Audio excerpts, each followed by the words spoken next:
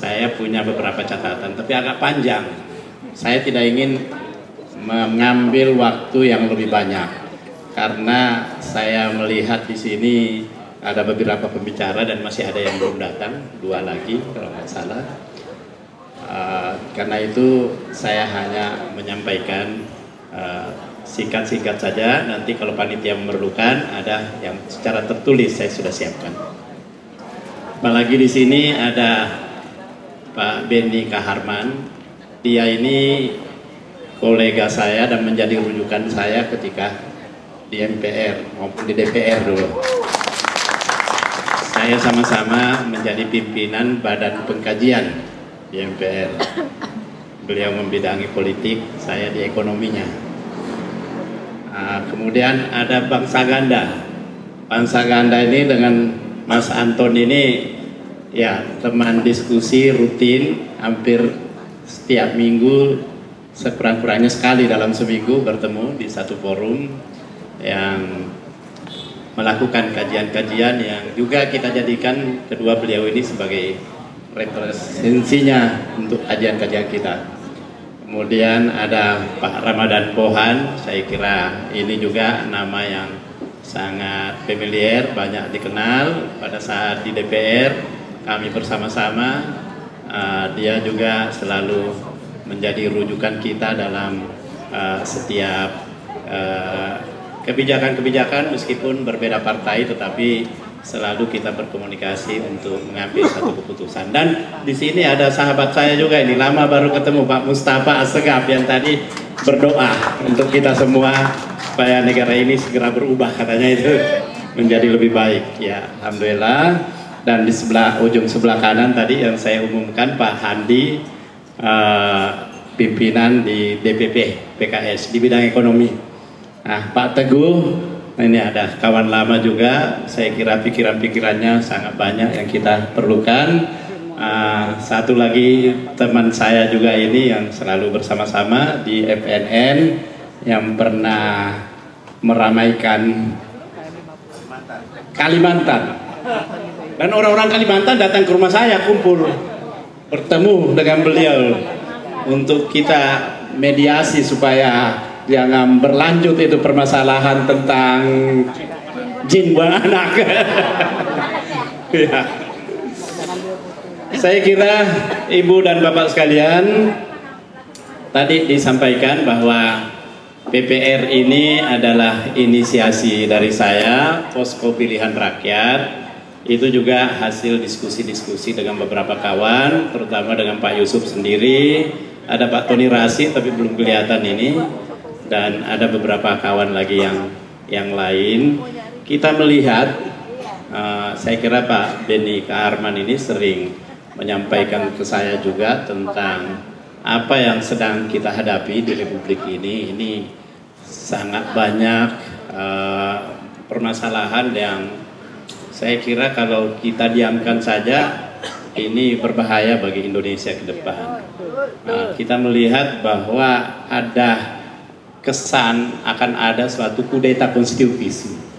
Nah, saya melihat bahwa untuk menghadapi ini tidak cukup kita dengan mengandalkan instrumen-instrumen politik yang ada sekarang, tetapi perlu ada suatu gerakan yang lebih konkret. Nah, ya ini dalam bentuk bagaimana mengawal konstitusi kita ini supaya tidak dikudeta.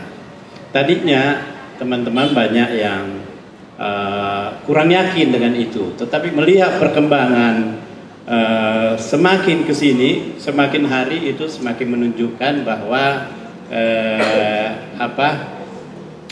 analisa kami itu ada benarnya. Tadinya kita melihat bahwa keinginan untuk 3 periode itu hanya isapan jempol. Keinginan untuk perpanjangan 2 atau 3 tahun itu hanya wacana biasa saja. Tetapi kemarin kita dikagetkan semua dengan keputusan pengadilan negeri yang menyatakan perlu ditunda pemilu selama 2 tahun 4 bulan 7 hari. Hitungannya pas banget, ada 7 harinya, bukan 6 hari, bukan 8 hari, tapi 7 hari. Nah, saya kira apa yang menjadi kekhawatiran kita selama ini bukan isapan jempol, karena itu harus disikapi dengan sungguh-sungguh. Memang partai-partai yang ada di parlemen, tadinya kita sudah punya hitungan.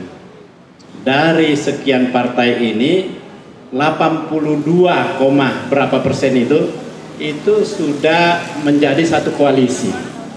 Yang sisanya 18% ini yaitu Demokrat dengan PKS yang oposisi. Tapi kita bersyukur terakhir sekali karena tiba-tiba Nasdem punya sikap yang sangat mengagetkan, sehingga memungkinkan bagi kita untuk memunculkan suatu figur di luar dari koalisi yang besar ini. Bahkan kemungkinan koalisi yang sisa dari 6 partai ini juga bisa terbelah lagi menjadi beberapa kelompok oposisi, mungkin ada di antaranya yang akan menjadi oposisi baru. Tetapi kawan-kawan sekalian,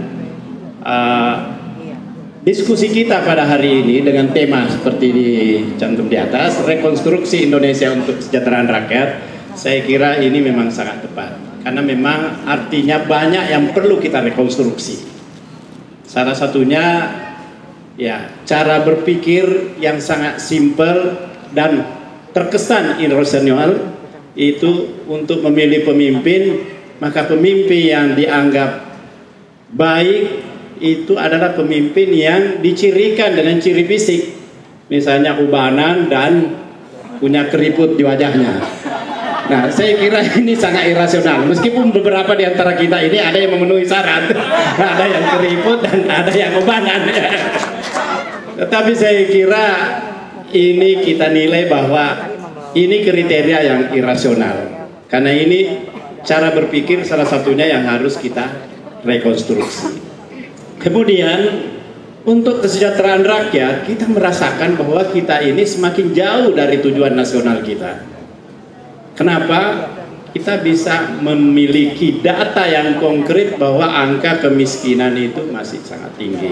Angka pengangguran juga tinggi. Kemudian penguasaan terhadap sumber daya alam kita itu dari pihak asing sangat tinggi. Jadi kita semakin jauh dari tujuan negara, tujuan nasional kita untuk mensejahterakan masyarakat umum. Karena itulah saya kira kehadiran kita ini memang perlu berperan untuk melakukan rekonstruksi dan rekonstruksi secara menyeluruh.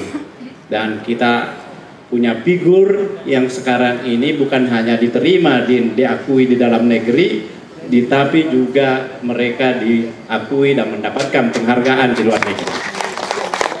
Dari berbagai lembaga internasional, Mas Anies ini mendapatkan penghargaan yang luar biasa.